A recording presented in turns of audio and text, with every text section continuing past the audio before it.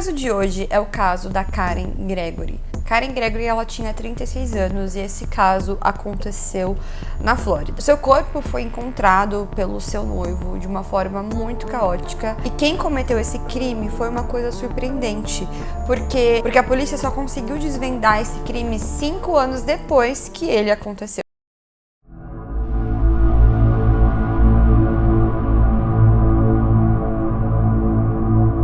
Antes de começar o caso, prazer, meu nome é Mayara Failassi, sejam bem-vindos ao canal Estantes de Mistérios. Aqui nós falamos sobre casos criminais reais, teorias, e como vocês podem ver, eu tô num cenário diferente.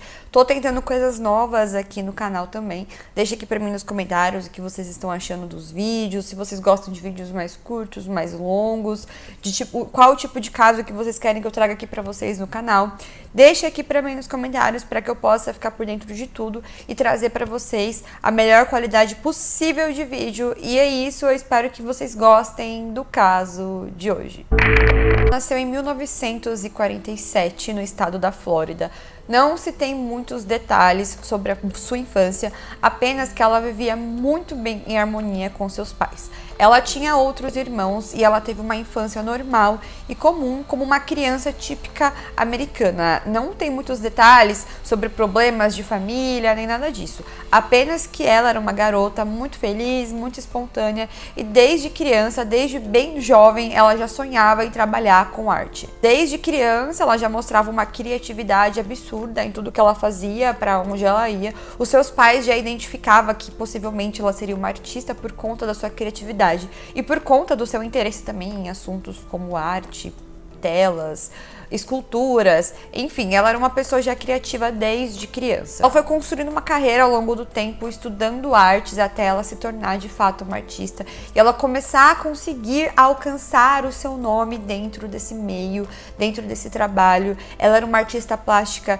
muito bem conceituada, ela estava ganhando nome e aos 36 anos ela já estava entrando no auge da sua carreira. De acordo com as fontes de pesquisa, ela já era conhecida como uma artista plástica.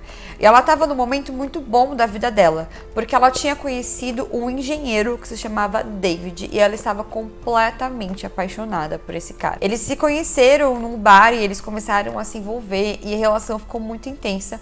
Porém, ele trabalhava em outro estado, ele era engenheiro e trabalhava em outro estado. Então, ele ficava muito pouco tempo na cidade onde ela morava. Então, eles se viam muito pouco. Porém, ela estava muito apaixonada e eles decidiram dar um passo a mais no relacionamento deles. Foi quando eles decidiram ir morar juntos. Como eu havia mencionado, ele trabalhava em outro estado. Então, eles se viam muito pouco. Eles se comunicavam mais por telefone, era a forma que eles tinham maior comunicação entre eles. Então, assim, a cada 15, 20 dias ele vinha para casa e passava um tempo com a Karen, um fim de semana com a Karen. Basicamente, era a forma como eles levavam o relacionamento deles. A Karen, extremamente apaixonada por ele, claro que para ela estava tudo bem. Porém, a maior parte do tempo ela estava sozinha, não tinha ninguém dentro do apartamento, era só ela. E todos os vizinhos, as pessoas que moravam ali em volta, sabia que ela ficava sozinha no apartamento durante o dia ou durante vários dias. Porque aquele apartamento, quem morava antes era só o David, então ela passou a morar junto com ele. Então o apartamento começou ali estar sendo movimentado diariamente por ela. E pelo David de forma esporádica de 2 a 3 vezes por mês apenas. Então as pessoas ao redor tinham completa ciência disso. Na época do caso, a Karen também, além de uma artista plástica, ela estava estudando porque ela queria deixar sua marca no mundo. Então, além de apaixonada, de estar num momento bom da sua carreira, de estar vivendo num lugar novo, construindo uma coisa nova, ela queria poder se profissionalizar para que ela pudesse ensinar a arte para outras pessoas. Em geral, era uma pessoa muito boa. Na noite de 22 de maio de 1984, alguns vizinhos ao redor da casa do apartamento onde a Karen morava começou a escutar alguns gritos de socorro, por favor, me ajude. Alguns vizinhos achavam que aquilo poderia ser alguma briga ou alguma discussão de casal, porque eles sabiam que vinha do apartamento do David e da Karen. Porém, o David nunca teve um histórico de uma pessoa agressiva em seus relacionamentos. o que era muito estranho, mas os vizinhos eles realmente escutaram aquele barulho. O David tentou entrar em contato com a Karen e ele não conseguiu contato com a sua noiva. Ele ficou o dia todo ligando para ela para tentar avisar que ele estava voltando para casa, mas ele não conseguiu contato com ela. No dia seguinte, ele tentou contato com ela de novo para tentar falar com ela, para tentar ter algum tipo de comunicação com ela, e mais uma vez ele não conseguiu contato nenhum. Depois de 2 dias tentando ligar para Karen, ter contato com ela, ele foi para casa e quando ele abriu a porta do apartamento, aquilo que ele encontrou foi uma coisa extremamente chocante. Quando ele entrou na casa, ele encontrou uma cena chocante. A Karen estava deitada no chão, em volta do seu corpo tinha uma poça de sangue chocante. O seu corpo estava irreconhecível porque o que parecia é que ela tinha levado diversas facadas. Chocado com aquilo que ele estava vendo, imediatamente ele chamou a polícia. Então iniciou-se uma investigação em cima do assassinato da Karen. A autópsia realizada no corpo da Karen revelou que ela sofreu uma morte extremamente violenta. O exame indicou que ela foi esfaqueada mais de 20 vezes, com ferimentos profundos concentrados no pescoço, peito e abdômen. Os médicos legistas determinaram que a Karen também foi sexualmente agredida antes de ser assassinada. Além das facadas, havia sinais claros de luta e defesa, como cortes nas mãos e braços, indicando que ela tentou resistir ao ataque. O legista também concluiu que ela morreu devido à perda excessiva de sangue e à gravidade dos ferimentos causados pela facada. De acordo com o laudo do perito, a casa não havia sinais de arrombamento. A Karen, ela se sentia muito segura e ela tinha uma alma muito bondosa. Então, o seu namorado chegou a falar que possivelmente ela não sentia perigo ali no momento. Se alguém batesse na porta dela 11 horas da noite, ela ia abrir a porta tranquilamente, porque ela não via perigo e maldade nas pessoas. Porém, dentro da casa tinha algumas pegadas de botas bem grandes por conta do sangue. A pessoa pisou em cima do sangue e foi pisando pela casa. A casa não tinha sinais de roubo, então a pessoa que entrou dentro da casa sabia que a Karen estava sozinha porque não levou nada. A intenção realmente era cometer o abuso e depois o assassinato. A polícia começou logo a interrogar os vizinhos e as pessoas ao redor e a única informação que eles tinham é que naquele dia, perto das 11 horas da noite, os vizinhos escutaram gritos de socorro e de ajuda de dentro do apartamento, mas não tiveram nenhuma reação por acharem que era uma briga de casal. A polícia colocou o David, o namorado da Karen, como o principal suspeito do caso, mas ele era um engenheiro, ele estava viajando no trabalho, ele tinha um álibi extremamente sólido, então imediatamente tiraram ele como esse suspeito. A polícia não tinha pistas e também era uma época que não tinha tecnologias para eles desvendarem sobre o material biológico encontrado no corpo da Karen. O caso foi meio que se esfriando por falta de provas, sabe? Porém, a polícia começou a desconfiar de um homem que se chamava George Lewis. Esse homem, ele era um bombeiro muito bem renomado ali na sociedade. Por quê? Porque ele morava ali no bairro. Ele estava sempre ali perto. Ele era casado, ele tinha filhos, ele era uma pessoa que as pessoas viam ele muito bem, de forma geral. Ele começou a ter muito interesse no caso e constantemente ele estava na polícia, na delegacia, porque ele tinha muito interesse no caso, ele tinha muito interesse na história. E a polícia começou a achar aquilo meio estranho, mas querendo ou não, ele era bombeiro, ele trabalhava em prol da sociedade.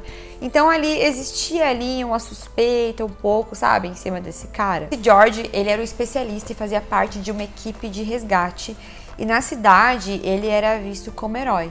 Então, conforme foi passando o tempo, a polícia parou de desconfiar tanto dele. A polícia levou em conta que ele era só uma pessoa que trabalhava ali para a sociedade, que estava preocupado com a sua esposa e com suas filhas, porque tinha uma pessoa ali que entrou de madrugada no apartamento de uma mulher e matou ela. Havia relatos que ele costumava caminhar à noite pelos bairros e gostava de observar as casas e os moradores. Ele também tinha um histórico de comportamento estranho e agressivo, especialmente em relação a mulheres. A investigação do assassinato de Karen foi complexa e demorou 5 anos para ser resolvida, porque no início não tinha muitas provas e a polícia teve dificuldades de encontrar um suspeito.